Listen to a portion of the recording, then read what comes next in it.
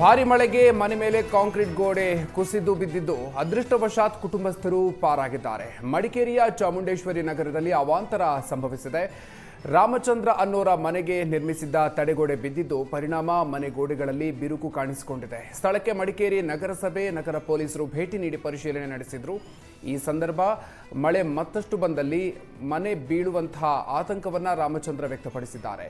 ಮಳೆಗಾಲದಲ್ಲಿ ಅಪಾಯ ಇರುವ ಹಿನ್ನೆಲೆ ಮನೆ ಖಾಲಿ ಮಾಡುವಂತೆ ನೋಟಿಸ್ ನೀಡಲಾಗಿತ್ತು. ಚಾಮುಂಡೇಶ್ವರಿ ನಗರ, ಇಂದಿರಾನಗರ ಸೇರಿ ಹಲವೆಡೆ ನೋಟಿಸ್ ನೀಡಲಾಗಿತ್ತು.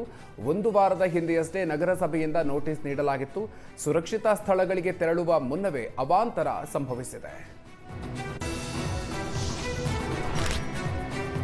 ಬಳ್ಳಾರಿಯಲ್ಲಿ ಸುರಿದ ಭಾರೀ ಮಳೆಗೆ ಹಳೆ ತಹಶೀಲ್ದಾರ್ ಹಾಗೂ ಸಬ್ ರಿಜಿಸ್ಟ್ರಾರ್ ಕಚೇರಿ ಜಲಾವೃತ ಆಗಿದೆ. ಜೊತೆಗೆ ಜೋಳದ ರಾಶಿ, ದೊಡ್ಡನಗೌಡ ರಂಗಮಂದಿರದ ರಸ್ತೆಯ ಅಂಡರ್ಪಾಸ್ ಮೇಲೆ ನೀರು ನಿಂತಿತ್ತು. ಈ ಹಿನ್ನೆಲೆಯಲ್ಲಿ ರಸ್ತೆಯಲ್ಲೇ ಸವಾರರು ಪರದಾಡುವಂತಹ ಪರಿಸ್ಥಿತಿ ನಿರ್ಮಾಣ ಆಗಿತ್ತು.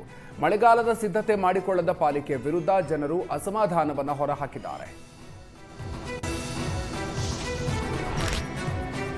ಕಾವೇರಿ ಜಲಾನಯನ ಪ್ರದೇಶದಲ್ಲಿ ಮುಂಗಾರು ಮಂಕಾಗಿದ್ದು ಹಳೆ ಕೆಆರ್ಎಸ್ ಡ್ಯಾಂನ ನೀರಿನ ಮಟ್ಟ ಬರಿದಾಗ್ತಾ ಇದೆ. ಈ ಹಿನ್ನೆಲೆಯಲ್ಲಿ ಡ್ಯಾಂ ನಿರ್ಮಾಣವಾದಾಗ ಹಿನ್ನೀರಿನಲ್ಲಿ ಮುಳುಗಡೆಯಾಗಿದ್ದಂತಹ ಲಕ್ಷ್ಮೀನಾರಾಯಣ ಸ್ವಾಮಿ ದೇಗುಲ ಇದೀಗ ಪ್ರತ್ಯಕ್ಷ ಆಗಿದೆ. 124.80 ಅಡಿ ಗರಿಷ್ಠ ಮಟ್ಟದ ಕೆಆರ್ಎಸ್ ಡ್ಯಾಂ ನೀರಿನ ಮಟ್ಟ 81 ಅಡಿಗೆ ಕುಸಿತ ಆಗಿದೆ. ಹೀಗಾಗಿ ದೇಗುಲ ಸಂಪೂರ್ಣವಾಗಿ ಗೋಚರಿಸ್ತಾ ಇದೆ. ಒಂದೆಡೆ ನೀರಿನ ಅಭಾವದ ಮಧ್ಯೆ ಪ್ರವಾಸಿಗರ ಜೊತೆಗೆ ಸ್ಥಳೀಯರು ಫೋಟೋಶೂಟ್ಗೆ ದೇಗುಲದತ್ತ ಬರ್ತಾ ಇದ್ದಾರೆ.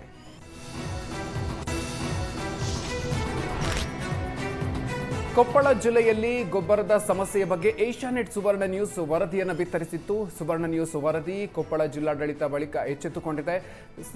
1400 ಟನ್ ಯೂರಿಯಾ, 1000 ಟನ್ ಕಾಂಪ್ಲೆಕ್ಸ್ ಗೊಬ್ಬರ ಇದೀಗ ಜಿಲ್ಲೆಗೆ ಬಂದಿದೆ. ಮಂಗಳೂರಿನಿಂದ ರೈಲಿನ ಮೂಲಕ ಕೊಪ್ಪಳಕ್ಕೆ ಗೊಬ್ಬರ ಬಂದಿದೆ. ಸದ್ಯ ಸೊಸೈಟಿಗಳಿಗೆ, ಅಂಗಡಿಗಳಿಗೆ ಅಧಿಕಾರಿಗಳು ಗೊಬ್ಬರವನ್ನು ಕಳಿಸ್ತಾ ಇದ್ದಾರೆ. ಈಗಾಗಲೇ ಕೃಷಿ ಇಲಾಖೆ 24,000 ಟನ್ ಗೊಬ್ಬರ ರೈತರಿಗೆ ವಿತರಣೆ ಮಾಡಿದ್ದಾರೆ.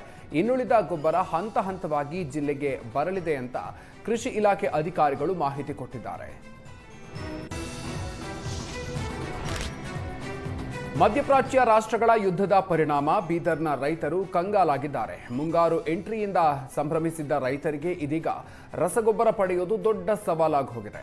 ಅಂಗಡಿಗಳ ಮುಂದೆ ನೋ ಸ್ಟಾಕ್ ಬೋರ್ಡ್ ಅನ್ನು ಅಳವಡಿಸಿದ್ದು ರೈತರಿಗೆ ದಿಕ್ಕು ತೋಚದಂತಾಗಿದೆ. ಬೀದರ್ ಗಾಂಧಿಗಂಜ್ ಫರ್ಟಿಲೈಸರ್ ಅಂಗಡಿಗಳಿಗೆ ರೈತರು ದೌಡಾಯಿಸಿದ್ದಾರೆ. ಬೀದರ್ನ ಬಹುತೇಕ ಅಂಗಡಿಗಳಲ್ಲಿ ಡಿಎಪಿ ಗೊಬ್ಬರದ ಅಭಾವ ಸೃಷ್ಟಿಯಾಗಿದೆ. ಮತ್ತೊಂದು ಕಡೆ ಒಂದು ಪ್ಯಾಕೆಟ್ ಗೊಬ್ಬರಕ್ಕೆ 400ರಿಂದ 500 ರೂಪಾಯಿ ಹೆಚ್ಚಳ ಮಾಡಲಾಗಿದೆ. ಗೊಬ್ಬರ ಇಲ್ಲದೆ ಬಿತ್ತನೆ ಕಾರ್ಯಕ್ಕೆ ಅಡ್ಡಿಯಾಗಿದ್ದು ರೈತರಲ್ಲಿ ಆತಂಕ ಹೆಚ್ಚಾಗಿದೆ. ಸಮರ್ಪಕ ಗೊಬ್ಬರ ಪೂರೈಕೆ ಮಾಡಬೇಕು, ಬೆಲೆ ಏರಿಕೆಗೆ ಕಡಿವಾಣ ಹಾಕಬೇಕು ಅಂತ ರೈತರು ಒತ್ತಾಯಿಸ್ತಾ ಇದ್ದಾರೆ.